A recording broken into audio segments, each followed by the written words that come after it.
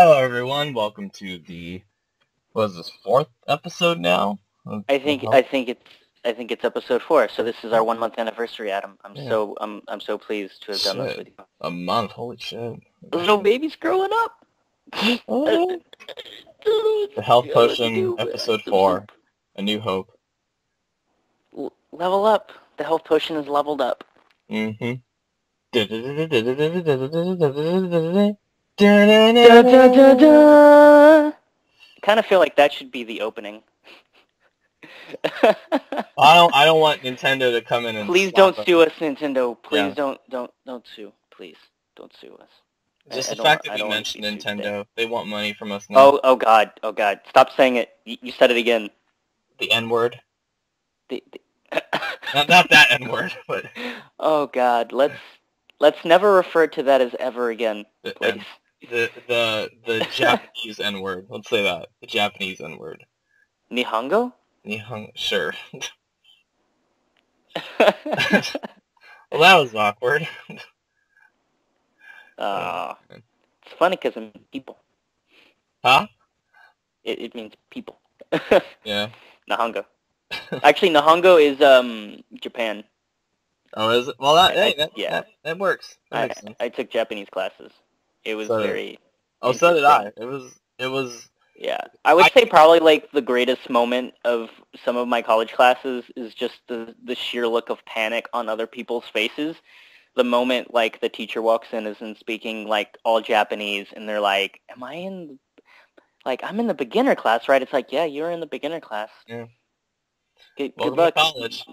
This is full emotion, Tom Cruise-san. Good job. No, they did that in one of my classes for a test. They like showed pictures of someone, and I had to identify who they were, and I'd say like Tom Cruise-san. Oh man, imagine if they had shown all these obscure anime directors and writers. That would be the best. Mifune-san. Oh, okay. So speaking of, this is a little bit different.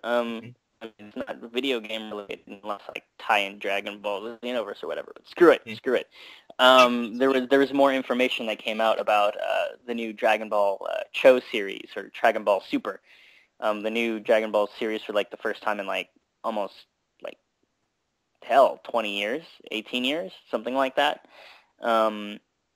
But because of the popularity of the Dragon Ball movies, Battle of Gods that came out a couple years ago, and then Revival of F, which is like the new movie coming out where Frieza comes back.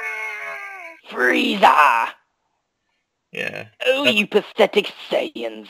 That was that kind of thing. Frieza's still my favorite character out of any. Yeah, but basically the whole premise to that movie is that like Frieza somehow gets resurrected from hell. Oh God. And basically he's like, you know what? Well, I've never trained in my entire life. Apparently he's just naturally as powerful as he was just because. That's why he was so arrogant, because he thought he was just born the strongest being in the universe. So apparently the premise is he's like, let me train for a month or so, and let's see how powerful I can actually get when I actually try.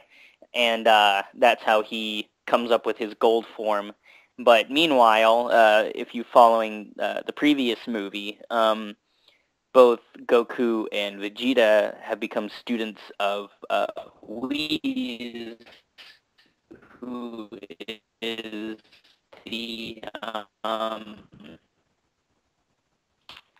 master of Beerus, the god of destruction. Yeah, basically at the end of that movie, you find out that the trainer is the strongest person in that known dimension. Also, they establish the fact that there's multi-dimensions, which might play into the fact of this later TV series, I hope, which would be kind of cool and be like deeper than anything, because I want them to go on like a multi-dimensional adventure. I think that's I forgot about the TV but series. Yeah, like Frieza shows up and wants to kick their asses, and they're like, well, now we're going to be like Super Saiyan gods with blue hair now, so this is going to be fun. And from the most recent article that I read at the very end, it made it sound like the TV show is supposed to take place after this movie, which means these movies are canon, which means these are the first movies that were canon. If you don't count like the OVAs that are like the story of Future Trunks or a history of Trunks, and then like the Bardock, father of Goku. But I'm pretty excited. The new TV series is welcome. I just hope they have it more in vein of the original Dragon Ball series instead of Dragon Ball Z, because Dragon Ball was pretty much a tribute to A Journey to the West from Chinese folklore and mythology. Yeah. Where like Goku went on this giant adventure and met all these people and grew as a person, and like it wasn't just, hey, let's train to fight the new bad guys that are coming, which just it always invariably seemed to come out to be, which was, I mean, it was cool to watch just for base value of what it was, but it wasn't like fulfilling on a deeper level that Dragon Ball actually was, because I love Dragon Ball way more than I love Dragon Ball Z. So I hope this one has it. I'm really excited. We'll see what happens. Blue Hair Saiyans, why not? Let's do this shit. Hopefully they actually finally wish back Planet Vegeta and get their parents back or whatever. It's like, oh, we keep wishing back Earth and all the people on Earth and all of us, and we're not going to wish back our species. We're just going to be the last of our species. I mean, if anyone, I would think at least Vegeta would want to wish back his planet of people and just basically become the king of his people and be like, well, do what I say because I'm Vegeta, damn it, or whatever. I'm the most powerful by right. Do what I say. Anyway, also he has like a little brother somewhere out in the universe that I've never really seen. His name is Turtles or something. I don't know. Probably a turtle or some shit. Anyway, that's enough of that. Turtle. He's the M-A-S-T-E-R of disguise. Da-da-da-da-da-da-da. He's the master of disguise. Please don't sue Dana Carvey. It's been many years since I've seen that movie, but oh my god, Turtle, no more dog food. I used to like that movie when I was a kid, but I saw like a video on it recently, and I just kept cringing the whole way through, thinking, oh god, what the hell? Did I like this when I was younger? Oh, I think I have it somewhere on VHS or something. But I think it's fine for what it was. It was just supposed to be a hokey comedy. I mean, Dana Carvey didn't really get other movies and things like that. It's not Jack and Jill. I can already tell it's not going to be Jack and Jill. Oh, Christ. I haven't even wanted to watch that movie. Oh, I watched that. I had to watch that in theaters with my mom and one of her friends.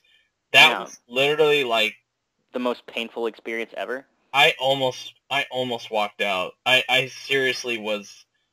Oh man! But I don't believe in fairly judging a movie until I've sat through the whole thing. So I subjected myself. I could fairly judge that movie from the trailer, and I knew it was going to be god-awful. Adam Sandler doesn't know what he's doing with his movies anymore, except for I think I heard The Cobbler might be good. That was good. But I like The Cobbler quite a bit. I need to rent that one, but to be fair, that was like a direct-to-DVD movie. It wasn't like his... No, it was in theaters. It was? I was originally going to see it in theaters, but and maybe it was like limited release. Yeah, it was really limited. That movie, I'd be amazed if that had any kind of mainstream appeal. It's just so fucking bizarre, but it's weird and odd in a way that I found endearing, and just how strange it was. I thought it took some risks that I actually thought paid off rather well. So I was happy with it. To be fair, I mean, to me it looks like it's in the reign of, like, Reign Over Me. Like that one... No, not even close. Well, no, I don't mean, like, the same tone, but I mean, like, it's just, like, a movie that people didn't really hear about. Oh. But is actually a good Adam Sandler movie. Like, Reign Over Me it's a good movie. Like, it's Adam Sandler, Don Cheadle. I mean, Don Cheadle, come on. Oh, I know what it is, but I wanted to see it because the trailer was so good, because they use Pearl Jam did I think it was Pearl Jam that did the cover of that from Reign Over Me. Who's that originally by? God damn it, it's gonna mess with me now. I have no idea. Fuck. Because I know who. It's like right on the tip of my tongue who did it, but God damn it. Because I know it was Pearl Jam in the trailer, but fuck. Who originally... It's gonna mess with me. Oh, of course! The Who! Duh! Quadrophenia. Oh my god, how did I forget that? Because that's one of the most underappreciated movies ever. The Quadrophenia. Oh my god, how did I forget that?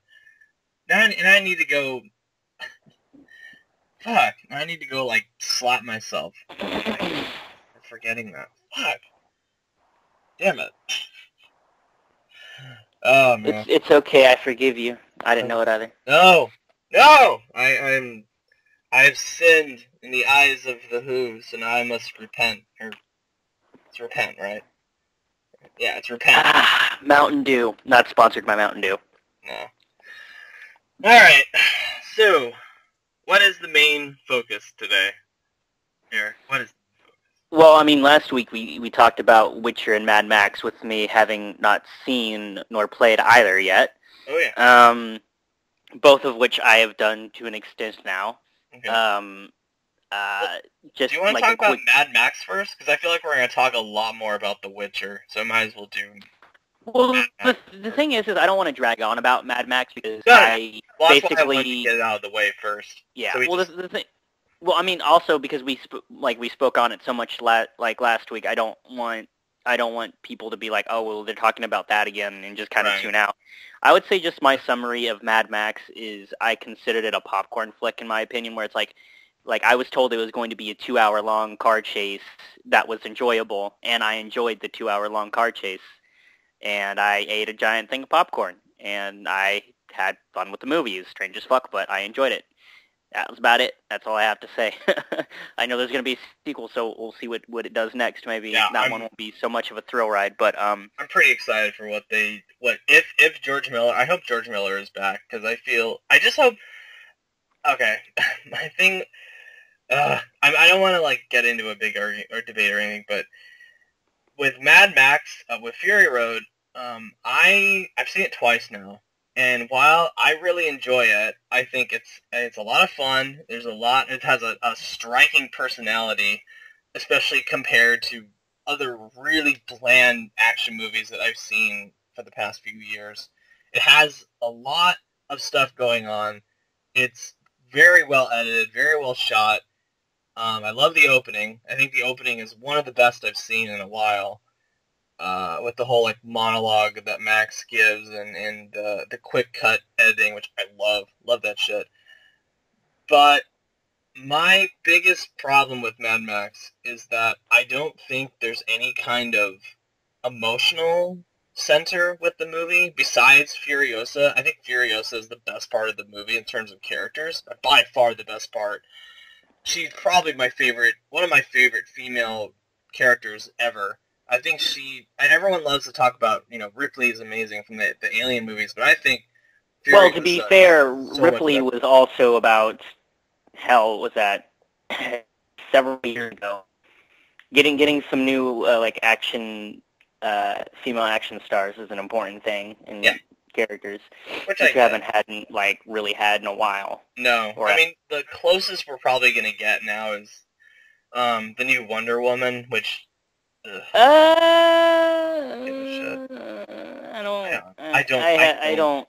really don't like who they've gotten as Wonder Woman, but I don't have hope in that movie, to be 100% honest with you. I'd like to, and I can see how it can be interesting.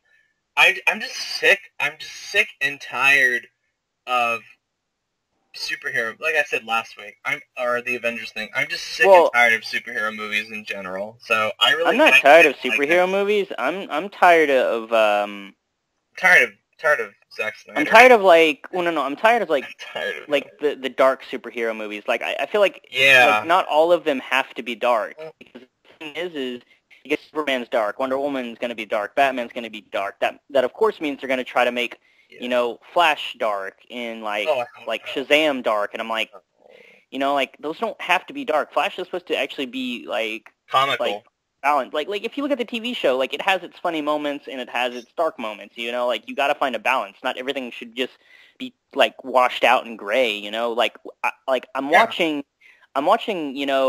Justice League characters. I'm not freaking watching Sin City. There's a difference. But my problem, I don't think a superhero movie. I think maybe the closest I've seen for the past few years is what's it called? Is X-Men: Days of Future Past. I think that's the closest we've come to finding a balance between the light and the dark. Because I think Marvel movies are too clean, too sanitized. They're too family friendly. with some exceptions, like the part in the first Avengers when Loki gouges out a guy's eye, or in the new one where Andy Serkis gets his arm chopped off or whatever. I mean, I wouldn't really show that to my 5-year-old, but whatever. I think those are too sanitized. Whereas the new DC movies, if they're gonna go with the same route that they did with Man of Steel, it's gonna be so serious. No, they're all going to be like that, great because the and thing so is just dark. how, Oh my God. what's his name? I'm trying to remember the Nolan. Marvel showrunner guy. Oh, Kevin Feige? Is that his name? Kevin Feige or Feige or whatever it is. Whatever. The thing is basically Zack Snyder is supposed to be the equivalent of him for the DC cinematic universe, and I'm like, no. Oh. And that's the problem, is like they're making him that. Like they literally, I read an article where it's like he's now in charge of the DC cinematic universe. I'm like, oh my God, it's all going to be dark and because super serious. He was a director for hire because Sucker Punch was so fucking horrible from what I remember. And to be fair, I'm gonna make this disclaimer. Man of Steel is the only Zack Snyder movie that's fresh in my mind. I haven't seen. It's been years since I've seen 300 or Sucker Punch or Watchmen or that fucking Al movie that he did. But I haven't liked a single one of his movies at all. Even his first movie, the Dawn of the Dead remake, I thought was totally fucking boring. But to be fair, I would like to go back and revisit his movies. So I would say his movies look pretty. They look visually good. I liked 300. I actually genuinely liked 300. I liked the sequel to 300 too. I thought those were both good movies. Vampire? Is that the one? It's just his other movies that I've seen I haven't particularly cared for. Because I'm a big Watchmen guy, and I just felt like for some of the most important parts, he butchered that book. He fucking. A lot of people feel that way. Yeah. I mean, I never read Watchmen, so I didn't know what the hell it was. See, I was a Watchmen nut when that was first announced. That was back when I was in middle school. I was a big Snyder fan when I was in middle school, and I loved 300 back then because that's one of those movies that you want to watch when you're 14, and you go, oh shit, it's 300. You see a guy get his head chopped off, and then all these dudes are getting stabbed, and there's blood everywhere. Oh fuck yeah, this is gonna be awesome. And then I watched it, and I was like, yeah, this is pretty cool. And then I got more into high school, and I saw Watchmen. Even when I first saw Watchmen, I was like, oh, well, all right, this is okay, I guess. And then I forget it was, and then I saw 300 again, and I thought, this kind of sucks. This is not as good as I remember it being. Well, no, because the thing is it's not. All the movies none of them are actually deep. They're just sort of like flashy, and they give a sense of deep just because they're trying to play it off as being like so mature. Because I think where like all the problems with Zack Snyder come to a really ugly front is Sucker Punch, because that movie, just like that movie was a clusterfuck. I mean, it looked really, really, really good, but the story was crap. Like I remember, I know a friend of mine said, I haven't seen the theatrical cut, but I love the extended cut. You should give that one a chance. And I thought, all right, well, maybe after all these years, I'll try to find a way to find. I saw it in theaters, and I thought it was okay. Oh, I didn't think it was anything special. I had to take my cousin to see it, and I didn't want to see it anyway because I thought it looked horrible. But my cousin was like, "Yeah, let's go see it." And oh my god, that was like I am usually nice when it comes to movies. I'm usually as big of a film nut as I am. I'm very forgiving. I'm very kind. But that movie, I feel like it was specifically tailored to push all of my buttons. It was just everything I don't like about movies, just one after another, just constantly just like poking me and going ha ha ha ha ha ha ha ha, like, and I'm fuck. You just see like the Joker behind the projector, and it's like, I've got you, Adam. Yeah, it's just, oh, Betsy. Well, because I remember, like, I don't ever get physically ill during movies. I like, even Jack and Jill, for as fucking horrible as that movie is, I never got sick, like physically sick watching it. I got physically ill watching Sucker Punch because of all the damn slow motion and zooming in, and there's that part on the train at near the end when she's fighting all those robots, and the camera is quick to just zoom in on every bullet going through the robots and the swords, and it's like, oh my god, stop. It just gave me a headache after a while. Just stop. Let's do a striptease to distract everyone, and let's go on a mythical adventure. But really, we're all inside of an insane asylum. It was like several layers of dementia. There was like you're in the insane asylum, but to shield that, you pretend you're in a brothel. But to shield that, you pretend you're on a mystical adventure. Which I understand. I understand the subtext behind it, that they feel imprisoned in this world, therefore being forced to be a cabaret dancer / prostitute is considered, you know, like a feminine chain, I guess. I don't know if that's the right term, but I just feel like it's so, like, it's trying to be this empowering message about women, and I just think it's so the exact opposite, because it doesn't really do it. It's constantly just go through like all this visual fetishism, just constantly zooming in on their crotch and all these like panty shots, and it's like, God, it's like, do you really understand, Snyder, what makes an empowering female? Going back to Mad Max, just that movie in terms of feminine empowerment, I think just blows Sucker Punch out of the water. Oh no, definitely. Well, because the thing is, it's more like a faux empowerment. Like it makes you feel like I don't know. It's like, I think people like say like, oh look, we have a movie, and we have female characters that are strong and doing things, but at the same time, it's like the way they're being portrayed at the same time. Like, I don't think it's not the proper way to do it, but people just settle for it, and so they like say that this is how it should be done, and then you get other movies and you look at Mad Max and you're like, that's how how it's done. Well, I mean, even if you look at, like, I don't know if they gave them, I can't remember what their names are, but the brides of whatever the hell his name was. Yeah, like, they were all doing badass stuff too. Well, I like that there was a mix among the group. Some of them were more than willing to go with Furiosa. One of them said, take me with, I want to go back.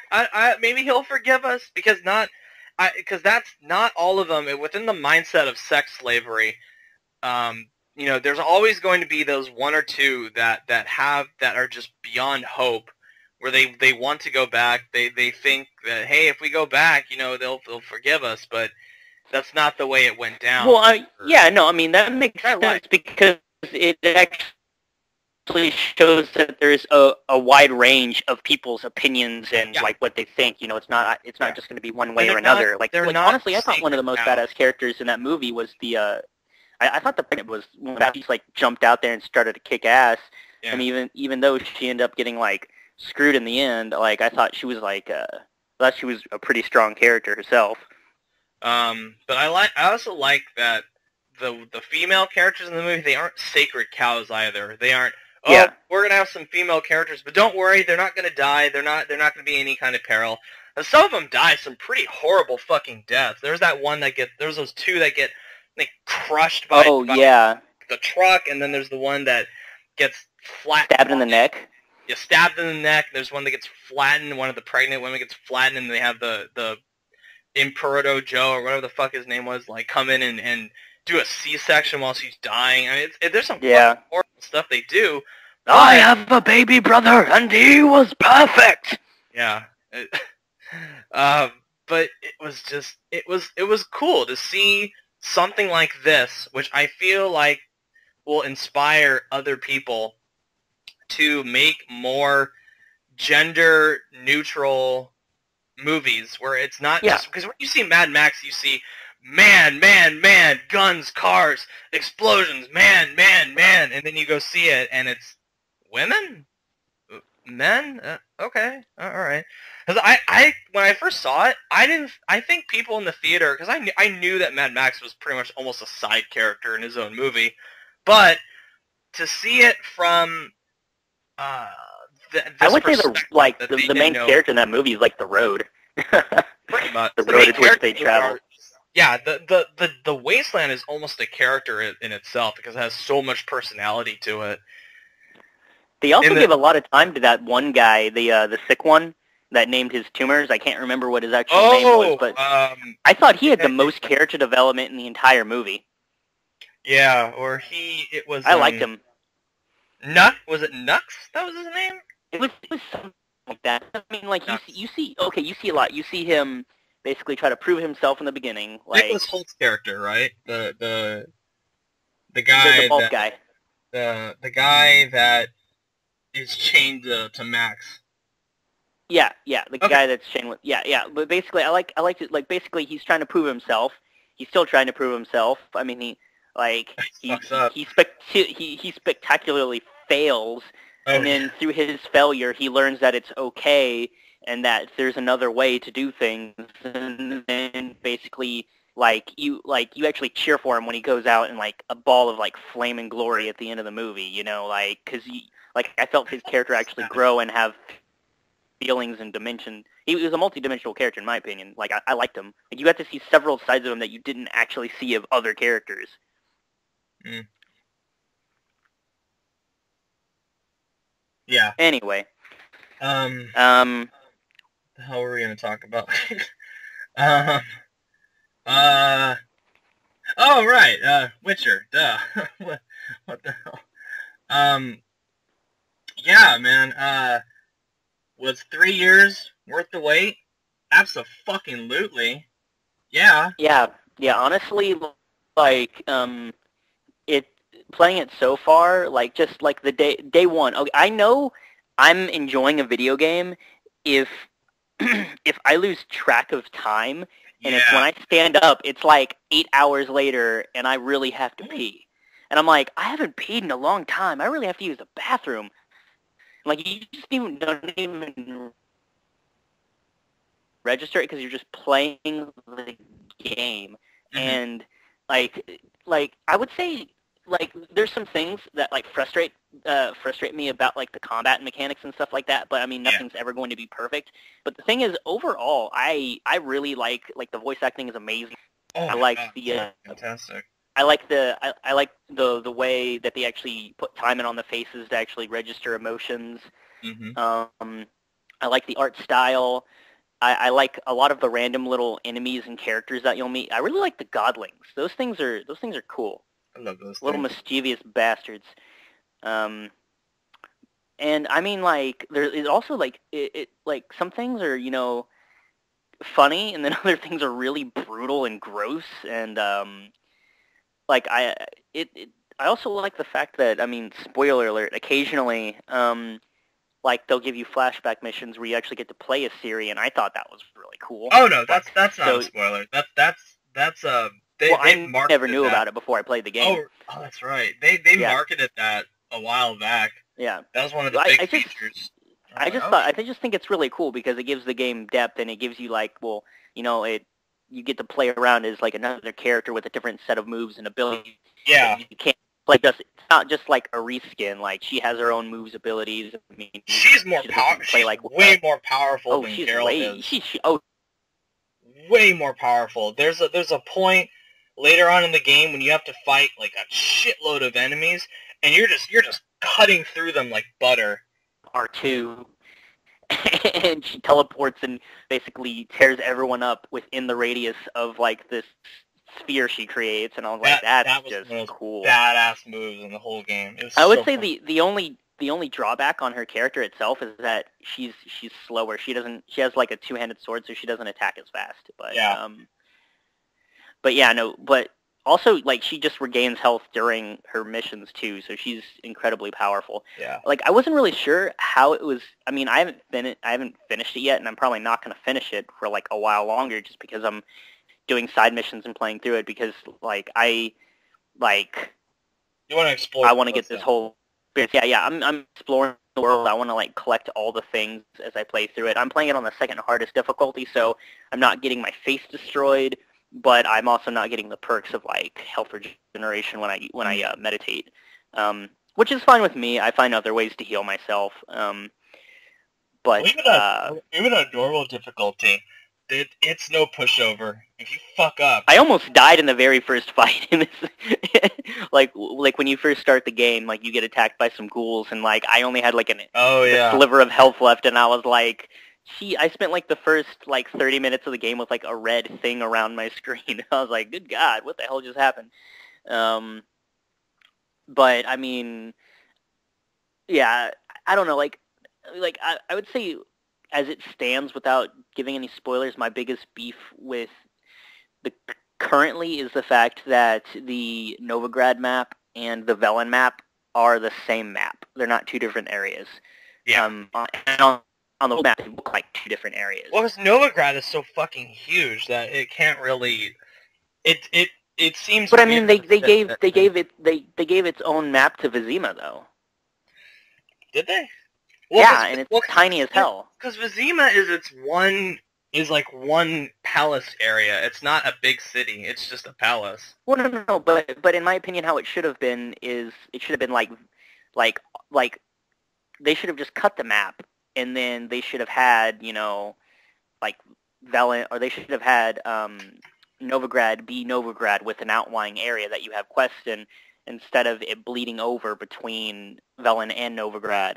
Because there's sometimes when I was going across missions and it was like I stumbled across something because I just on the very first map I went and found all the question marks and all this stuff because I was like, hey, I want to take care of this, like I want to find all the stuff, because you find some really good stuff. Like I was running by Novigrad and I found like this Nilfgaardian soldier armor that I'm currently wearing right now because it was like way better than what I had, because I couldn't find anything better, because either A, I couldn't craft it because like I didn't have the right patterns to craft, because I keep running into these enhanced, superior, and mastercraft patterns, but I don't have the base one, so I can't make the original one to upgrade it. Yeah, there's as a master blacksmith and master craftsman later on that you have to. It's a long ass mission, but you get access to more of the master stuff later on. Well, no, but the problem is like I would at this point rather just buy it because I have the gold as opposed to trying to craft it. Because I can't find the base pattern to create the base armor, so I can make an enhanced version, a superior version, and a mastercraft version. Like I need the original base pattern first, which I do not have. I have the other patterns. I don't have the base pattern, which blows, so I can't make better armor. Yeah, I mean, that's the only thing that's really frustrating me at this point in time, is I was running around with the same hokey-ass looking armor. I mean, I was finding better swords pretty much every other mission, so that didn't bother me. It's just that, God, I was just... It is frustrating. And it's just that, like, I would take these hits from things, and I'm like, I should have better armor at this point, but I just can't find it. And then when I try to do question mark stuff, I find stuff that's way over my level, because it's clearly like supposed to be like an area you come back to at several points. So yeah, what my biggest first impression with The Witcher is that when I go through the world, and because the most inevitable comparison anyone's gonna make with The Witcher, especially this game, is Game of Thrones. That there's no way. Everywhere I see they're very similar. To be fair, they're all set in a very unsanitized, high fantasy version. Well, not high fantasy. Witcher was released before Game of Thrones even came out, though. That's the thing. I know, but that's especially with Game of Thrones being such a huge, dominant presence in our culture. That's the inevitable. Yeah. It doesn't matter which one came first. It's just the TV show is so well known and so popular now that's the big comparison everyone's going to make. Well, because that's a lot of people's first really exposure to like medieval style stuff. Oh yeah, well, and I know that the Witcher books came first before Game of Thrones, but in terms of our modern pop culture, Game of Thrones is a huge presence. I mean, you can't escape its imagery and all the stuff related to it. But I'm going to say this, with the exception of the Telltale game, the Game of Thrones Telltale game, which I think is fucking fantastic, I think The Witcher 3 is so much better and a lot more appealing to me and fixes a lot of the problems I have with Game of Thrones. I think it's a better version of Game of Thrones. Well, And I mean, okay, so the thing with Witcher, with Game of Thrones is really hard because there's a lot of stuff. There's a lot of very like similar. there's mystical stuff in it, but like Witcher really immerses in the mystical. Right. Which that I understand, because like I said, it's a very, I wouldn't go so far as to call Game of Thrones high fantasy, but it is fantasy because there's the presence of dragons and magic and all that. Yeah. It's just not as prevalent as it is in The Witcher. But But the thing about the Game of Thrones that's most important is it's supposed to be the political intrigue and the drama, not so much the actual like. I should love that though. I should love that because one of my favorite aspects of any kind of entertainment is mind games. I love it when movies or shows or books or games focus on not only just maybe like a battle of swords and a physical battle, but mind games where it's constantly. That's one of the big reasons why I love Death Note so much, because it's a big, elaborate, years spanning mind game between a psychopath and a crusader for justice, and they're both geniuses at the height of their intellect, and it's just this really fascinating cat and mouse mental chess game between the two, and it makes it even more interesting that the main character is the psychopath. The guy that we're following is the psychopath.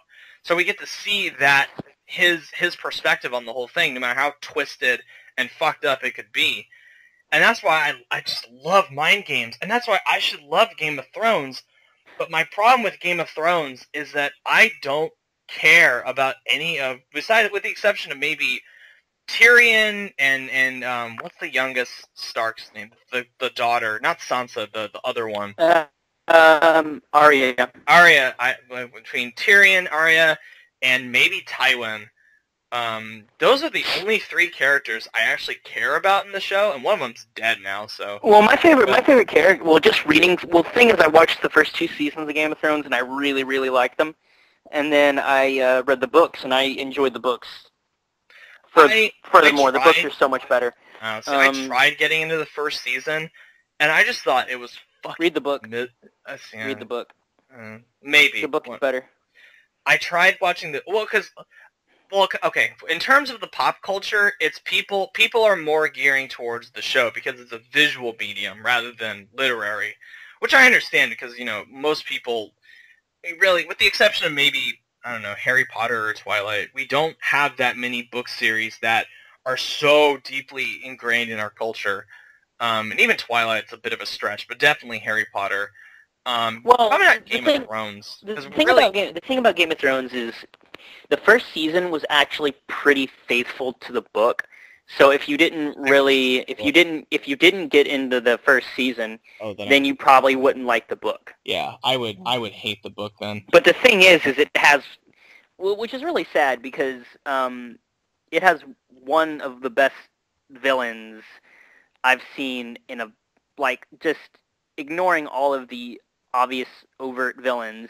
It has one of the best villains that I've ever read or seen in a long Joffrey or what's his name? Bolton, the guy that's in the Game of Thrones game. Neither. Which one? His villainy is so good that you do not know that he is the villain until book 3. At the end. Who is it? It is Littlefinger, Peter Baelish, where he incited every single event and set up everything to happen, and he basically announces that to Sansa, the oldest daughter, at the end of Book 3 as he's killing his most recent wife to take control of the Eyrie. He's such a mastermind, and I haven't seen that level. I've seen something recently. I'm trying to remember what it was like a TV show or a movie or a video game that I played recently that just completely reminded me. It was like a complete Peter Baelish moment, and I was like, holy shit. But my problem what was with it? Game of Thrones stems from with the show. I can't speak for the book because I haven't read the books, to be fair. Just mainly my problem, mostly with the show, is that I think it is misery for just the sake of misery. Even Martin has gone on record to say these showrunners, these writers for the show are far more bloodthirsty than I am, because I feel like they're trying to do this game of one-upsmanship, where instead of focusing on developing these characters, it's like, hey, let's think of what horrible fucked up thing can we do this week to do. Well, no. The thing is I feel like they have gone off the rails at this point in time. That's why I'm not watching the show anymore. Even in the first season, I felt that. Like, even in the first season, it was just fucking miserable to sit through. And I just don't... I understand the appeal of the political and the mental mind games that go on and the psychological stuff. I understand why it's so popular because of that. What I don't get is why it's popular because of all the gore and the violence. To be fair, I can stomach a lot of really horrible graphic violence. And again, there's a lot of horrible stuff that goes on in The Witcher too. But with what I love about The Witcher and what I don't like about Game of Thrones is that I think the character development is a lot better in The Witcher, and I think when miserable stuff happens, it's there for a purpose, and it's always there to serve the narrative. It's never like, what the fuck happened in I think like last week's episode where the Ramsay Bolton, is that the guy's name? I think it is. Ramsay Bolton fucking rapes Sansa in front of his castrated man dog, whatever the fuck. Which never happened in the books. Which I've heard. I'm gonna let you know. I heard never happened in the books. Oh, but it was like he just no, literally the editor, the main editor for the Game of Thrones series is basically voiced her disapproval of what the TV show writers are doing and said, if you want to actually see the real story, read the books. Because the thing is like the thing is they've made a point with this particular season of diverting from the books. I mean, they were already diverting, but they're going out of their way to divert now. It's not just sort of like we gotta kind of do this for time's sake or because we can't do this thing or that thing. Well, they're going out of their way to change stuff. Well, even Joffrey in the first season, he was a big reason I stopped watching. Because as much as I guess I can understand him being a villain that you love to hate. To me, he was just a fucking psychopath. No, he's not a villain you love to hate. Everyone universally hated him. They didn't love to hate him. They just hated his ass. Oh, see, that's what I got the impression that everyone well, let's see what fucked up thing Joffrey does this week. No, that's not the case at all. And I mean, the thing is most of the stuff that he did in that first, the only thing that Joffrey did, I can't remember if it was, I think it was in season 2, but apparently at one point in the TV show, Tyrion, I mean, I think it happened in the, he had some, in the books, Tyrion hired some prostitutes to go have sex with Joffrey. That way Joffrey would feel more confident. Oh, doesn't he kill them or something? He doesn't kill them in the book, so that's the thing. They went out of their way to make him look more sadistic in the show, which I found pointless because, I mean, we already know he is. I mean, he had a guy's tongue cut out for singing a song about his dad. He had all of Sansa's family beheaded and then forced her to look at that. We understand he's sadistic. We don't need to see him they hammer that point in over and over. Well, no. That's the thing that I'm trying to say about the thing is those are elements that they add to the TV shows that are that's overkill that was not in the books. They mistake putting characters through misery as character development. Because it's the cheap tactic of well, yeah, of course I'm gonna feel sorry for this person who's getting fucking tortured for days on end and then has their dick chopped off. That doesn't and then they don't give any kind of character development to begin with for him. It's just it's like torture and violence and, sexual assault as a substitute. That's the thing though. That's the thing though. In the last season I really watched was season 3. And I watched the first episode of season 4, and I was already just turned off by the show at that point in time because season 3, I I want to say at the end of book 2, which is basically season 1 is book 1, season 2 is book 2. Season 3 from then on is just sort of amalgamation of all the later works. But the thing is in the books, Theon disappears. Like after Winterfell gets like recaptured by the Boltons. Isn't he Reek?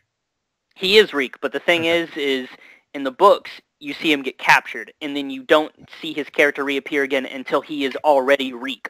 We didn't get the whole season 3 torture porn in the books, which pissed me off. Oh my God, I'm like, I don't want to watch this. That was fucking. And then, that was no, that's what I'm trying to tell you. Read the books; they're actually good. The TV show has gone out of its way to do things that don't make sense, and it's pissed people off. And so. Yeah, no, that's why I've like officially stopped watching Game of Thrones. Like I figured that I might want to try and like before they started really majorly diverting, like because my friend has an HBO Go that he's going to let me borrow whenever I get internet back. That I was going to try and watch Game of Thrones again. But the thing is, after hearing about the most recent thing with Sansa, like I don't care anymore.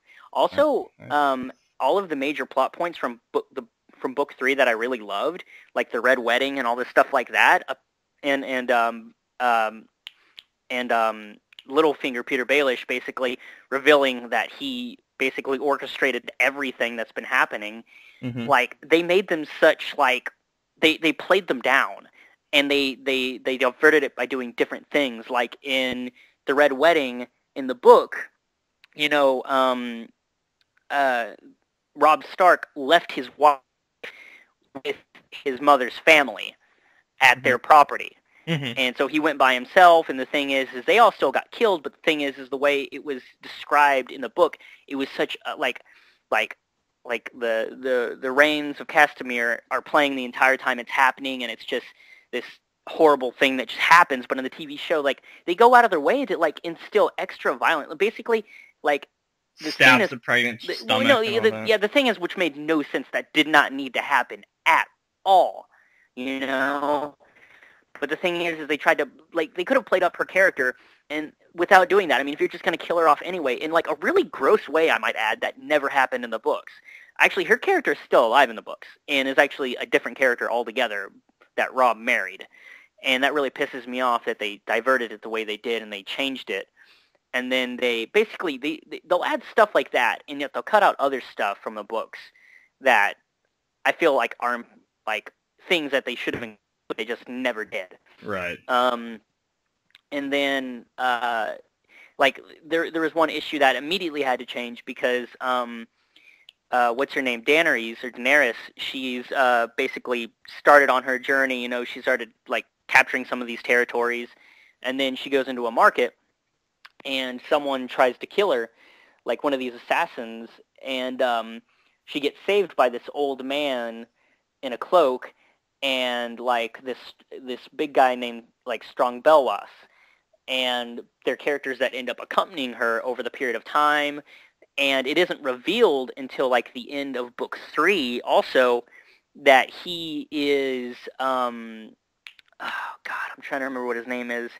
He was the head of the King's Guard that was dismissed in book 1, that was told that basically he's too old and that he has to leave. And which Baratheon, no, not Baratheon. Crap, I'm trying to remember what his name is. Barristan, Sir Barristan the Bold. Like, it's revealed that he is Sir Barristan, and so like it has a major conflict with Daenerys because she's like, oh well, you served the man that killed my father, you know.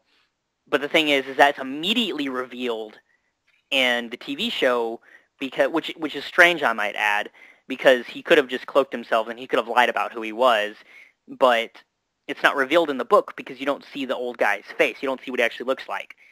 But in the TV show, you immediately see it. So you're like, they have to give that plot point away right away. And that just ruined it for me because I'm like, well, that takes away one of like the, oh my God elements of the TV, or like that was in the books, you know? And it it felt wrong. Yeah, Anyway, I kind of don't want to talk about Game of Thrones anymore because the whole issue just pisses me off. Because fair enough. I mainly brought that up just as a starting point for The Witcher. Why I love The Witcher and I don't like Game of Thrones, just because I think Witcher does a lot of as far as the TV show goes, because I haven't read the books. And I even think the Game of Thrones game does this a lot better, because Telltale they have such good writers on board, is that they have actual character development for these people, that when bad stuff happens to them or bad stuff happens around them, you actually have room to breathe, and you actually genuinely care. Because spoiler, there's a part in Witcher. Oh, don't spoil Witcher for me. No. It's near the beginning. When what the fuck is it called? Where there's a point when you first enter Novigrad.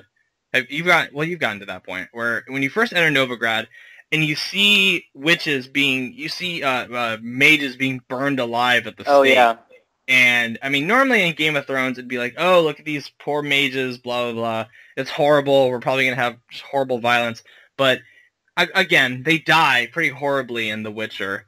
But it's not, they don't linger on too much. They don't have this thing where, oh, well, no one gives a shit about them. You don't really care, whatever. Because you have that emotional connection to the mages through Triss. So you already have that in your head. Like, oh, shit, this is what could happen to her. I better really be careful and navigate this with ease and well, not with ease, but with care.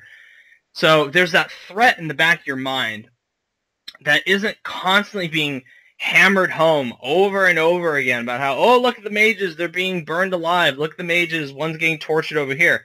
You still hear about it, but it's not so in your face that it just constantly turns ugly and violent. And the thing with The Witcher is that there is a genuine sense of humor. There's a lightness, there's a playfulness to the whole thing, which counterbalances a lot of the violence and the darkness going on in it. Because even with its humor, it's not a happy world. It's pretty fucking grim. But yeah, it's like I'd like to see more, like I said, superhero movies try this out, where there's an element of darkness to it, but there's also a playfulness. You're allowed to laugh. You're allowed to actually have fun. And even during moments when, all hope seems lost, there's always that speck of hope where it's like, okay, this is what I'm going to do. Let's fucking do this. There's a positive energy throughout The Witcher, but again, that also is your choice. You can choose to have that positive energy as well, which again adds another layer to the whole thing, where it's a sense of freedom. It's a sense of, who do you want your Geralt to be? Do you want your Geralt to be an asshole? Do you want your Geralt to be stern but compassionate? I mean, I went with the stern and compassionate, and I'm glad I did. But you craft your own world around you. They keep hammering home, your consequences change the world, or your actions have consequences, and those consequences change the world around you. And you actually see that in The Witcher. So there's certain missions you can do in certain cities that will have dramatic consequences later on, stuff that you wouldn't even dare think, well, not dare, but think that would connect the two. And what's really cool is that it makes the world feel alive. It makes the world feel like you're actually going into a place with its own set of morale and code and rules, and it becomes more engaging, where it's similar to Yharnam and Bloodborne, where it's such a unique world that plays by its own rules. It doesn't have much connection to reality, and it gives it so much personality, but not only through like the big stuff, but through the little details as well, like the way the sunlight reflects on the castle, or the way the wind blows through the trees, the way when you're walking through. This is one of my favorite things, and it's such a weird thing, but there's a couple points when you're walking through one of the big cities called Novigrad, and you'll actually have characters spit at you, and then, like, for no reason other than they just don't like Witchers. So you're not some, and I like that you're not some savior of the world. You're not some gigantic. Like I said, this world does not need a hero. It needs a professional. That doesn't mean everybody is going to like you. So, yeah, well, I mean, something I always try and do is, like, as a Witcher, I try to remain neutral in certain options. Oh, see, you can't do that. You have to. It's going to. No. But I mean, there are options where it's like, I'm not going to get involved in this. Right. But like, later you on, have the option of not getting involved. Right. Later on, as you'll find out, you have to get involved because you're too emotionally tied into this. You're going to have to. But I don't think I've ever seen that in a game before, where people actually like spit at you, and I mean they'll do that in Grand Theft Auto, but only if you maybe like bump into them. They'll be like, "Hey, watch out, fucker," or something like that. But just casually walking down the street, you'll have people in this world that it's a mixture of people that like you, people that will praise you, people that will fucking hate your guts. Like I said, people that spit at you. There's even a point when I was walking near a bar, and some guy just puked near me. Just puked on my boots. And I was like... I haven't seen any of that. Maybe just because really? I mostly run through the city. Oh, see, I was like walking slowly by one of the taverns, and some dude just stumbles out and is just... Bleh, just pukes on my boots. And I was like, the fuck? And he just walked away. But again, that may seem like a really, really minuscule thing, but it helps bring the world to life. Just, you are in this world. It's not like everybody is just, oh, Witcher, woo, you're so awesome, or like it is in Skyrim, where it's like, oh, you're the Dragonborn, you're so amazing, which that's not a knock against Skyrim, which I love Skyrim to death, but... Again, well, I mean, also Witcher, there's people that are like horribly afraid of you. They're like, oh shit, stay away. That's true. But I've like, never seen them dynamically react the way The Witcher does. The Witcher 3 does. And I just love how real it all feels. It just... And again, that's might be to the detriment of the graphics, which there are... Let's get to that. There are a lot of glitches in this game. I mean a lot. Which, again, doesn't... It's like, there's maybe one or two that I would consider game-breaking, which there's a nasty fucking glitch. If you guys are going to try to romance Triss, wait until they patch up the now or never mission, because there is a nasty fucking bug in that mission that could potentially ruin your time with the game if you don't have the determination and stubbornness like I do to push through it. And it's not by design. I've encountered the same kind of enemy throughout the game. It's an enemy that will heal every time you hit it, but it will heal more than the damage you're giving. So it's pretty much almost impossible unless you're constantly just a flurry of attacks on it. And eventually I got over it, but it took like, I think about like 25 minutes to defeat it, because it kept constantly running away. I pretty much had to trap it in a corner and just fucking wail on it with fire damage and all this upgraded damage and swords, and it just... That should not fucking happen. That kind of bug... Was it a werewolf? No, it was a vampire. Okay, because I know that, like, werewolves, like, at one point they will sit and try to start healing themselves, yeah. But I was able to do more damage than it was healing. That is by... No. Well, I mean, there's one quest where I was able to, or one that I ran into where I was able to do that, but there was another one during another one of the story missions where I was not able to do that, where, like, literally I hurt the werewolf halfway, and then it turned red and started healing, and then I was not able to kill it, and I had to run away, and I just had to try and go do the mission, or they just run past it and go continue on with the story. And then when I came back, like, someone else had already killed the werewolf, because, like, there is people that were like standing around it, and I was like, well, I don't know how the hell you killed it. You might have killed a relative of Vicar Amelia. Maybe. For those who don't know, that's a boss in Bloodborne that heals if you have a high enough insight. Which that fight, fucking goddamn it. Oh, it heals if you have insight? Yeah, if you have like a high amount of insight, it will actually heal. It will, when it gets to 75% of its health bar, it will start to go into this prayer position, and it will start. Oh yeah, I had to deal with that whenever I fought her. Yeah, it will heal. It'll be like, all right, I'm gonna stand here and pray. Dare not attack me, and then it just goes almost all the way back up to full health, and you're like, yeah, basically you have to like interrupt it. Yeah, we have to have either fire or bolt, because those are the things that will help it.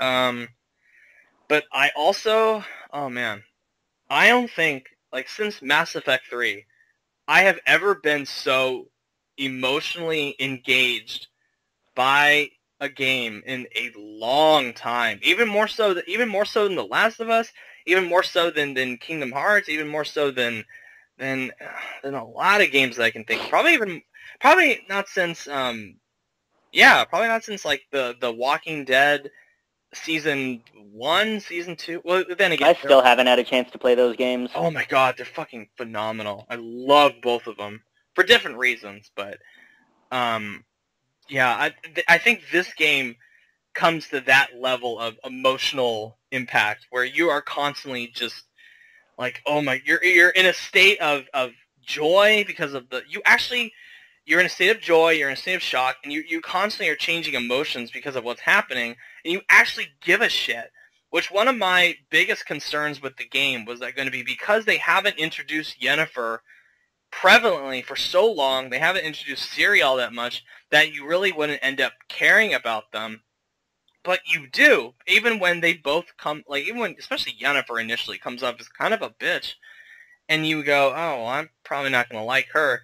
But the more you spend time with her, the more you actually grow to care about her, and you understand how Geralt managed to fall in love with her to begin with, which you completely get, which again, these are characters that they're not even flesh and blood, they're fucking pixels, and yet you care about them. I ended up caring about them in such a deep way that when it came time to be in danger, I actually feared for them. I feared for their lives because I didn't want to lose a single person.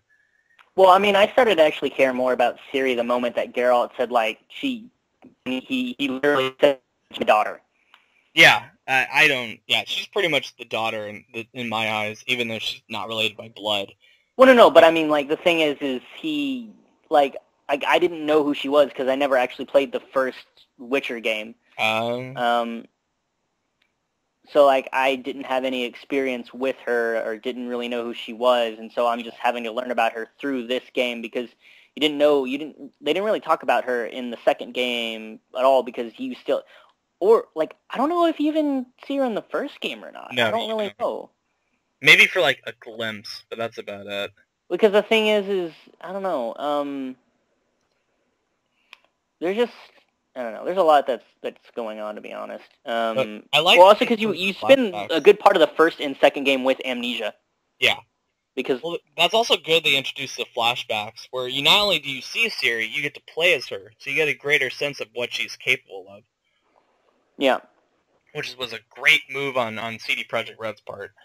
But yeah, I mean, man, I actually it's hard. It's really hard to put into words how deeply I felt about the characters because you simply just you love them like they're your own family after a while, especially when you have to get all of them together for like a big battle and you're scared because you don't want to see any of them die, but it's also a sense of, this is my group, we're all coming together for a common goal, and so we're going to do this together, and it provides this great sense of family and a camaraderie that I haven't felt since Mass Effect 3, which we all know how that ended up, but Witcher 3. Mass Effect 3 is terrible. Let's just be 100% I think honest. that's an amazing game for 99% of the time. It's just it for me it struggles for a bulk of the game. See, I think it's amazing for like 99% of it. It's just that last 1% that is fucking horrible and just ruins the whole thing. And that's why I'm like really skeptical about Mass Effect 4 or whenever the hell they announce it. I'm like, well, it's supposed to show up at E3 this year. I don't doubt that. They're probably not gonna have anything. They're probably just gonna do like another one of those thing. Probably the thing is after what what is it called? What EA did 2 years ago was Battlefront the first time, where they're like, we don't have gameplay footage. Let's just kind of have like some developers talk to you about what we want to do, and it's like, no. What they showed at Star Wars Celebration is what they should have shown last year. That was some fucking bullshit.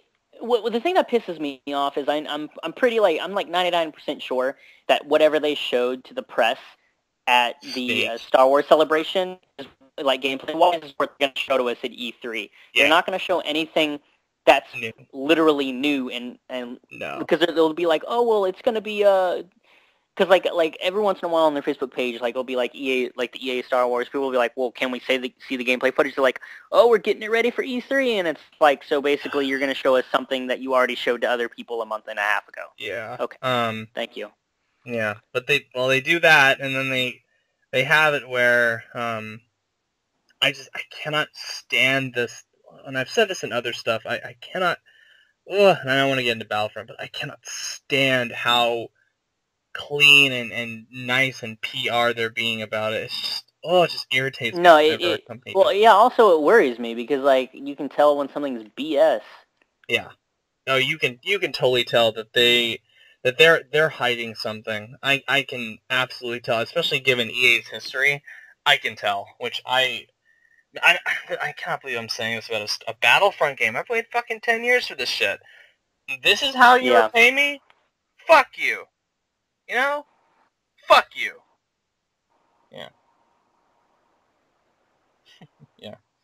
And my dog just looked at me all weird, like, I'm sorry, I didn't do anything. Yeah. No, it's okay, buddy. It's not you. But yeah, man, there's just... I mean, I'd like to talk more about Witcher, but it would relate to stuff that happens later, and I do not want to spoil it for you. Yeah. So, I mean, it's just... Yeah, there's just so much to talk about, and it's just... Oh, man. I mean, it's huge.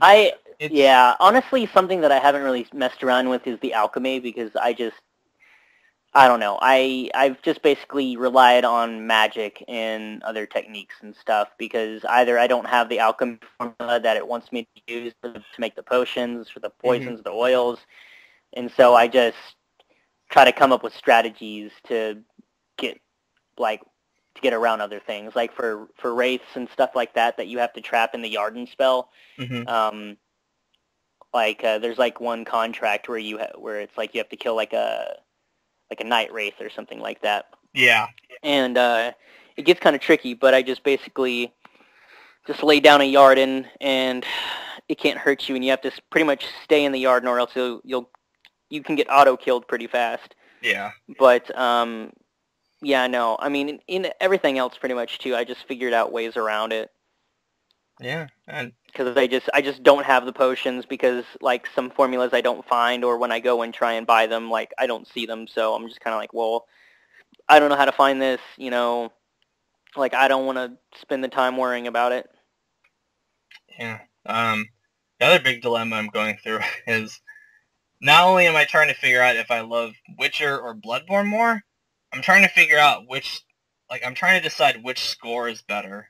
Because I love both of them. Both the music for Bloodborne and The Witcher are fucking out of this world. They knocked it out of the park as far as the music goes for both.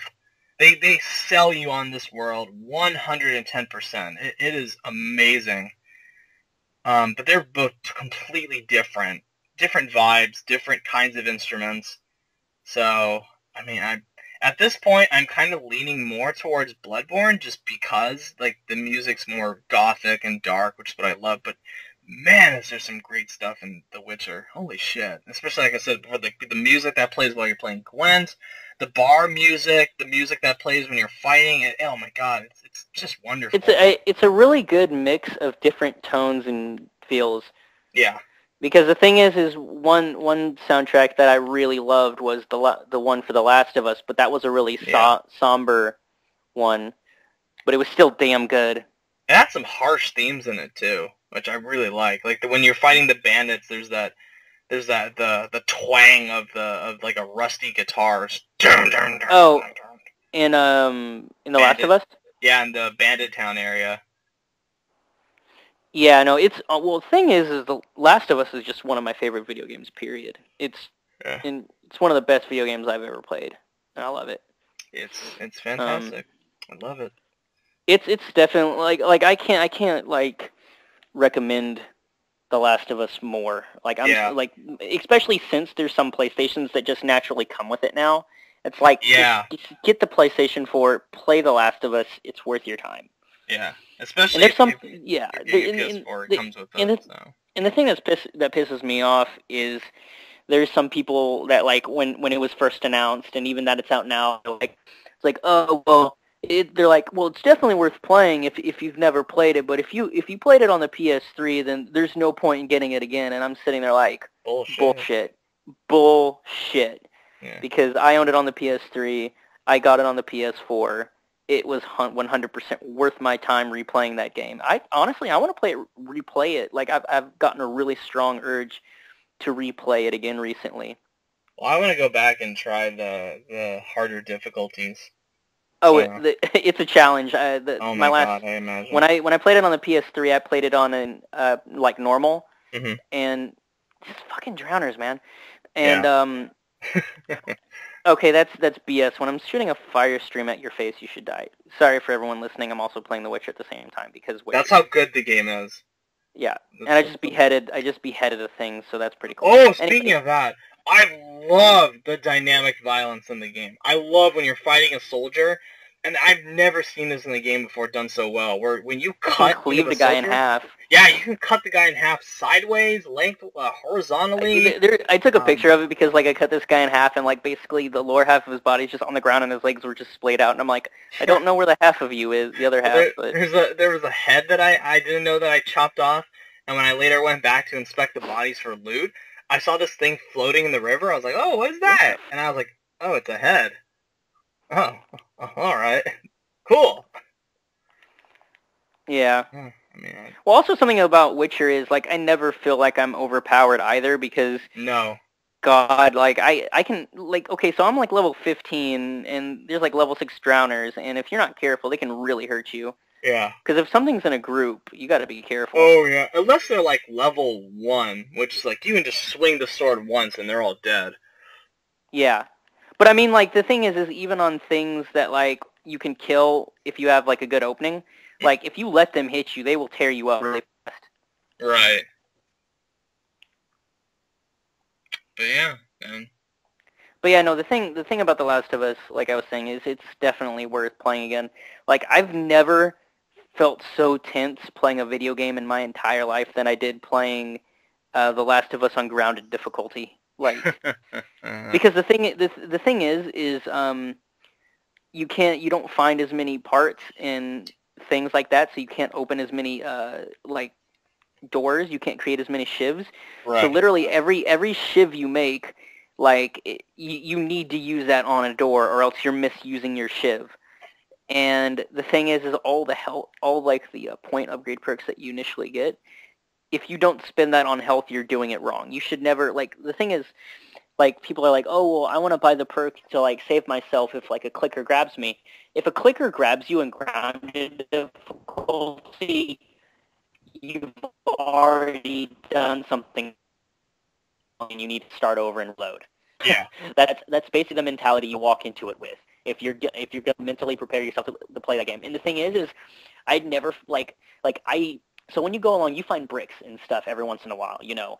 Mm-hmm. Those are your best friends in that game. Literally, they become your best friends because I'm like looking around, I'm like, oh my god, I found a brick. I was like, oh thank Christ, I found a brick. Like you don't know how tense a game can be when you walk into a room full of clickers that will run at you when you have one Molotov, one brick, and 2 bullets. I hate those fucking things. No, but I'm just saying, dude, like, I had that moment where, like, I made it through that. I made that work.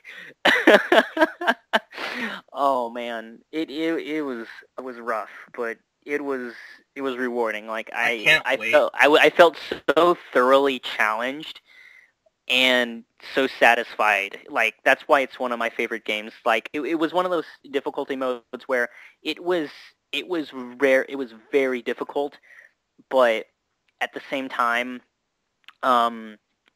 it was, God, it was so good. It was so good. Like it made you think like what do I have in the area?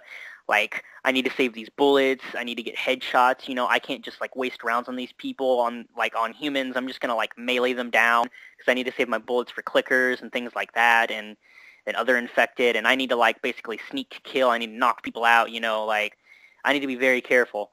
Thankfully, like when I made it to the end of the game on that playthrough, like you know the tunnel where you end up like getting washed under before you get to the hospital at the end. Or Ellie gets knocked unconscious? Basically, I walked forward and I killed like a handful of clickers that were hanging out. And then basically going further into the tunnel, there's supposed to be way more clickers and some tougher enemies. And I don't know if the game just took like mercy on me or took pity on me, but like there was no more clickers in that game after that point. Like I killed the first few, and then I just walked forward and played through the rest of the game. Although the hospital, that was a challenge. Mm-hmm. But still, I mean, it was God, it's such a good game. It is, and then like that was the first time I actually got to play the Left Behind DLC, which I ended up actually. Which is great. Well, the thing is, the Left Behind DLC was the first thing I played when I got it because like I'm like, well, I've never played this. Let me go ahead and play it. Mm-hmm. And I played it, and I was like, wow, this is legitimately good. It almost made me cry. Oh yeah. I cried during. I don't cry very often during video games, but I get pretty emotional during the beginning of The Last of Us, and the point where Ellie and Riley start dancing, and they finally have that moment where it's like I love you, and that's why I don't want you to go. And I just I almost shed a tear just because of that. It was like, holy fuck, that's because we all know that she dies before it even starts. Yeah, that was a because she throughout the game she was the first guy, and then she just never changed. Yeah. But I mean, also the fact that it cuts between that and her saving Joel, like after he was like stabbed or he was impaled at the hospital, or no, it was impaled at the university.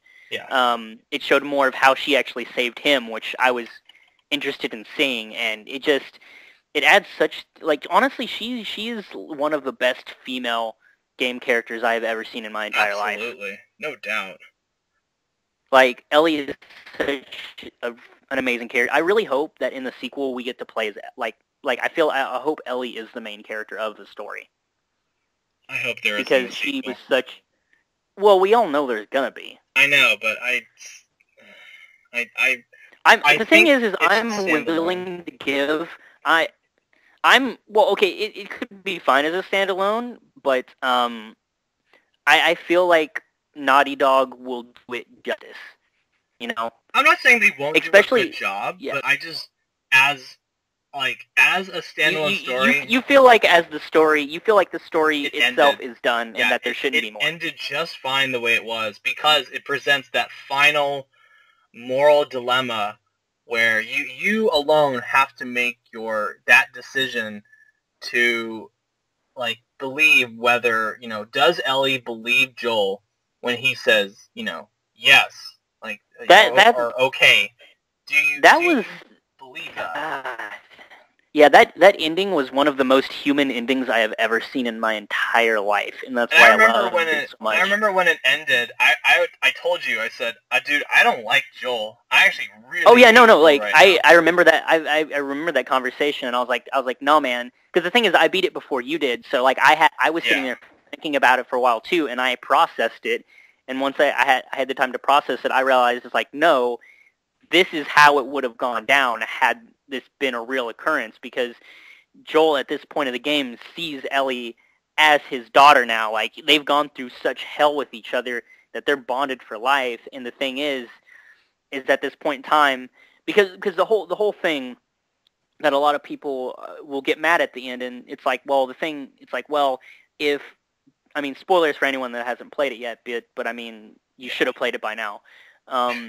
But the thing is, at the end, like, the choice that you have is the Fireflies have taken Ellie, and they have a potential way to find a cure or a way to immunize people from being infected by the fungus that's created all the clickers and destroyed society in the world. But the only way to do so is by killing Ellie, because they need to get her brain matter to do so. Because for some reason she was immune. Well, it's not that she was immune from infection, but she was immune from further spread of the infection. And so she had some changes, but it just didn't turn her into a monster or anything like that. So they wanted to basically kill her to do that, and they're like, well, it's going to be painless. She won't know that it's ever happened because they're going to put her under. And she's pretty much been unconscious from the moment they found her in the lake and everything, or found her under the bridge or in the tunnel. But the thing is Joel's like, It's like, no, I'm not going to let you kill her, you know. Yeah. And then they're like, well, what would she want? She would want to do this, and he makes the decision for her to be like, no, I'm not going to let you kill her. I'm going to save her, you know. And then he lies to her and like saying that there was other people that they could have gotten to help that were like her, and because the hope of everyone is like that we can get back society if we can get this cure. But my rationalization for why that was total bullshit is that it's already been 20 plus years since the collapse of society, or like since everything has collapsed. Yeah. And this is how society is now. And the thing is even if you find a cure or a way to immunize yourself from the spores and the clickers, that society has already become what it's become. You know, there's packs of people that are just, you know, off on their own. There's people that are like scavengers and cannibals and things like that. Finding a cure won't change that at all. And the only way to rebuild society is to actually just work together with other people, you know. Like, there's not a magic cure-all that's going to wash away the past 20 years, you know. You're not going to, like, cure it and then the next day you have the internet back. You know, it's going to take a very long time, and society itself is going to have to change again and have to rebuild after everything that's happened, you know. Because basically everyone's turned back into a hunter-gatherer society. So it's one of those things where, like, I felt he made the right decision. He made the most human decision, you know, to save her life, you know, to give her a chance, you know, to be the hope for the future, you know. And I know you had to think about it for a little bit, and then you came back and you're like, you know what, you're right. Yeah. I mean, I originally was like, fuck Joel. He's a fucking asshole. He's totally selfish bastard. But now I don't think it's a really cool moral dilemma that I feel like a sequel would ruin it if they were, especially if they go back to these characters. Now, if they move on to different people, that's fine. I don't mind them doing it if it's with different characters. But if it's with Joel and Ellie again, then I don't think Joel would be in there again. That's my thing. No. I think if anything, it's going to be further into the future. Ellie is going to be an adult, and it might be her passing it on to like another generation. Mm-hmm. That's my feeling on it. Yeah. But yeah, I mean, we'll see. They probably are most likely just going to talk about what's called Uncharted 4 this year, but yeah, we'll see. I think that wraps it up. I gotta grab some food because my tummy's rumbling. Yeah, I haven't had anything to eat today either. Pretty much I woke up and then I started playing Witcher, and then you said like, hey, let's do a podcast, and I'm like, all right. Yeah, just out of the blue. And I was gonna go grocery shopping today, but it started to rain again, and I'm like, I don't want to do that. But yep, all right. That's what's it? Filthy fucking peasant? Is that what it's called? Oh yeah, because the fucking Gwent. Okay, but like last thing I want to talk about before we go is Gwent. Like that's something else. Is like mini games. There's been mini games and other like RPGs that they've tossed in, like card games, like Star Wars had it, and all of these other ones have had it. But this is the first one that I've legitimately played. Star Wars had Pazak, and you would play that to get more money, and that was basically like playing 21 and stuff like that, or blackjack. But like I feel like with Gwent, they've gone out of their way to actually create their own little unique like card game. Like, I haven't played a card game like it, and I really appreciate it. And there's a lot of people that are comparing it to, what's it called? There's a lot of people that are comparing it to Hearthstone and saying that it's better than Hearthstone and a lot of stuff like that. Which, honestly, I played Hearthstone, and, like, I played for a little bit. Hearthstone. Well, I played Hearthstone, like, when it first came out, like, when it was in beta, because they invited me to play it, and I was like, all right, because the thing is, I had been, like, a member of like Blizzard Games or like a paying subscriber for like a long time, so they're like, here, we're going to give you this for free. Unfortunately, my account keeps getting compromised with them, so I don't have my card information attached to my account anymore. Right. But the thing is if they made like a physical Gwent game or like made like sort of like an online Gwent, like I would play the hell out of it because I love it. I love how it works. I love the cards. I love like the strategy you can put into it. Because I ran into one guy that played basically just a straight, like he didn't have any range characters, anything like that, or he had all like physical characters, and his whole like the play of his monster deck was whenever he plays a card, those cards summon other cards, and then he used a horn to basically double all of their attacks. So his attack power became unstoppable after one point, and you just had to find ways to like prevent it. But because there's some cards that you'll play them that'll like it'll say like summon, what the hell is it? They'll say summon other cards from your deck, and so you can do that, and like some will draw it from your actual hand that you've drawn, and some will draw it from the actual rest of your play deck. And what the fuck is that? A level 20 Lesh? I'm not gonna fight that. Anyway, but yeah, no, it's just there's different play strategies. There's different ways to play the game. There's different. I mean, they're all pretty fun in my opinion. I've enjoyed them so far. It's one of the best values I've seen. I mean, I paid $160 for the game, and I still feel like that's kind of a ripoff for them. I feel like they're undercharging me because it's so fucking. There's so much to do. Oh yeah, no. It's and the thing is, as opposed to some of these other games, like these side quests are actually the order. Yeah, these side quests are actually decently like played out and everything like that, and they've done a really good job of everything they've done in this game so far. Yeah. But yeah, I love to see the project. I love you. Have my children. But before we go, I want to read one thing that I know that is in the one of the first pages of the art book. That is like a clear thing and the mindset of CD Projekt Red, how consumer friendly they are, how thankful they are that we're playing the game and enjoying it. I want to read this from the game director. So he says, "When I walk the halls of our studio, I see amazing people everywhere I look. I see engineers, painters, musicians, writers, doctors, philosophers, and code wizards. I see explorers and crafters, all trying to master both the grit and polish of their trade and grand sweeping ideas. We are dreamers, and what we give you with The Witcher 3 Wild Hunt is our dream.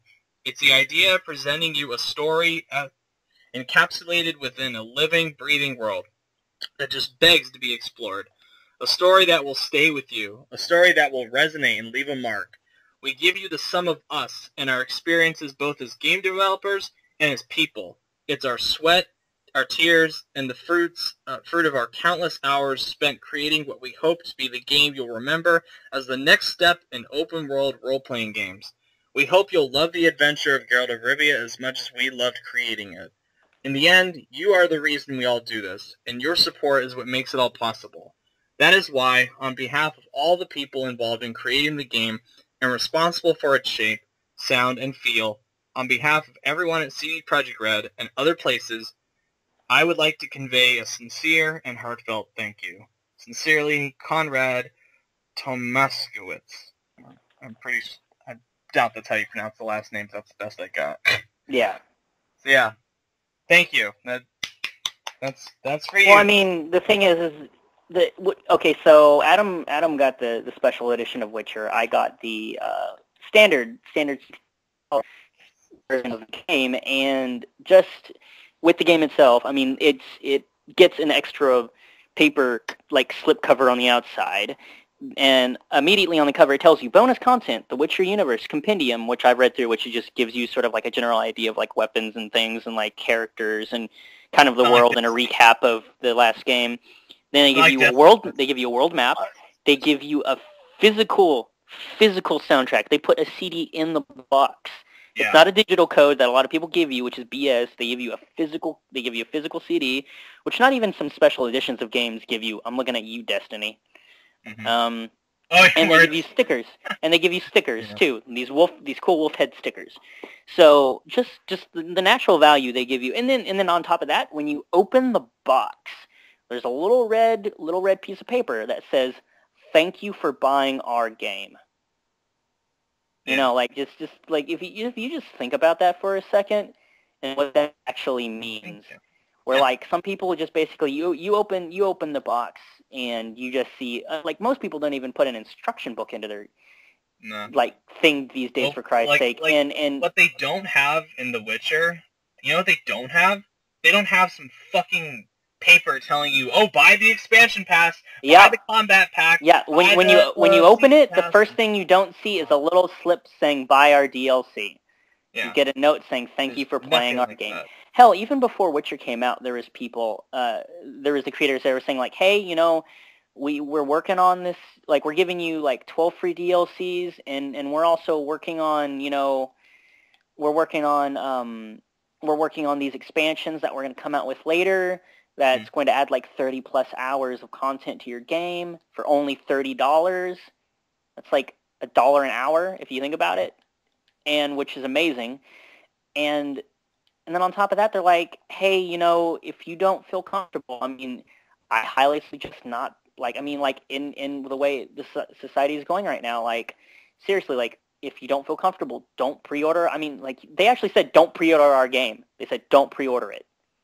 Yeah. They told you not to pre-order. If you just think about that for a second, a game company that tells you not to pre-order games, like, that's just, like, that's, like, a giant, like, the reason why I appreciate that so much is the fact that Assassin's Creed Syndicate was just when, like, it was okay. So the moment it was announced at the very end, we got a little thing saying, "Oh hey, we also have like this season pass. You should totally buy it, by the way." Yeah. And which just infuriated me to know it. I'm like, you haven't even shown your game yet, and you're already hawking like a season pass that's probably bullshit. I mean, and you don't even tell us what's in it. Whereas, like with CD Projekt Red, we're giving you 12 DLCs for free, and then we have these expansions. See, I'm using the word expansions, not just DLC, which means it's considerable content, which people don't seem to understand nowadays. Like most of the stuff that you would pay for games, like that came for afterwards, that you actually paid money on, they were expansions to the games that added content, not this extra cosmetic BS that they want you to spend $12 or more on. You know? Yeah. Hopefully more people see CD Projekt Red's influence and say, hey, you know what? Maybe we should do that. Maybe we should Well, you would think that, but then you have these other assholes that, like, I literally shit you not, where one guy was like, it's like, what? Your game comes out, like, it's like a month before your game comes out and you're hawking DLC already? And I'm like, dude, this game was initially supposed to come out last year, and they delayed it so it would be ready. And you're mad because now they, you know, want to, they're talking about their DLC. It's like, no, it's like, screw you, man. Yeah. It's because it's literally like they've given you more than enough time. Because the thing is like, I really don't know how else to say this. Like, they've been working on this game for years. They didn't just, like, you know, announce it last year, you know? Yeah. It's just infuriating how some people act. Yeah. And it just makes me mad. It's like, no, this is the game company you don't want to trash, because they're going out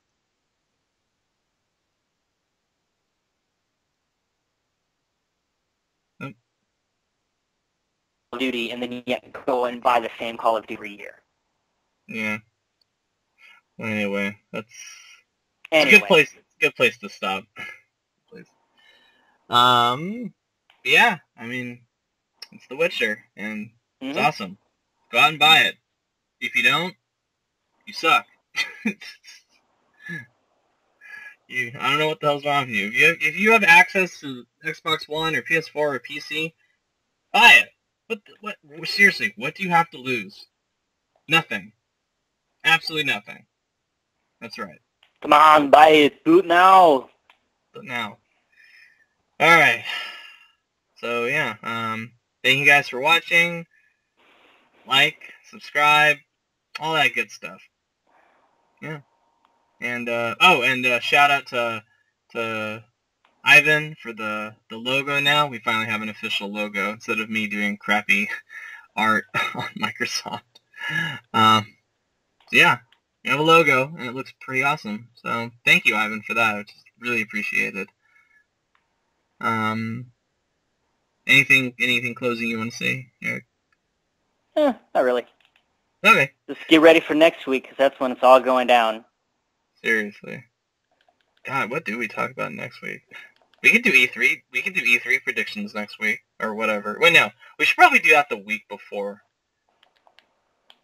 No. That'd be a good idea. The week before. Yeah. Yeah. Alright. Peace out, everybody. Goodbye.